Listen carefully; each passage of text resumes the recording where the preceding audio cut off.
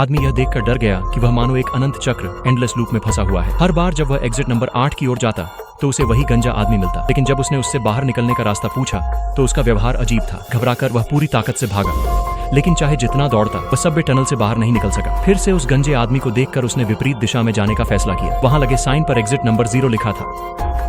वह तुरंत वहां भागा, लेकिन फिर से उसी टनल में लौट आया और सामने वही अजीब गंजा आदमी खड़ा था। हताश होकर उसने लोहे के दरवाजे पर जोर जोर से मारना शुरू किया, लेकिन दरवाजा ऐसे बंद था जैसे वेल्ड कर दिया गया। तभी उसकी नजर दीवार पर बनी पेंटिंग पर पड़ी। वह एक मोबियस स्ट्रिप थी। क्या यह अनंत चक्र का संकेत था? सोच ही रहा था कि अचानक छत से लाल तरल टपकने लगा। डर के मारे वह भागता रहा। तभी उसे एक और साइन दिखा। अब नंबर 0 बदलकर 1 हो चुका था।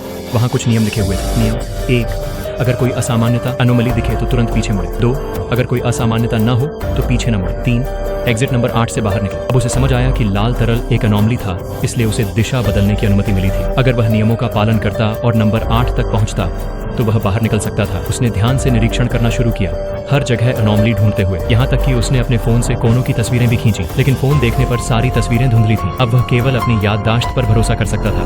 बूढ़े आदमी की अजीब मुस्कान भी एक अनोमली थी, इसलिए उसने तुरंत पीछे मुड़ गया और नंबर 2 हो गया।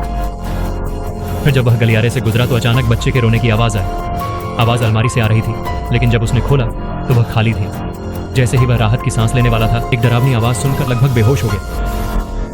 यह भी अनोमली थी, इसलिए नंबर 3 हो गया। इसके बाद उसे 2 और अनोमली मिली और नंबर 5 हो गया, लेकिन 6वीं बार इतनी आसान नहीं थी।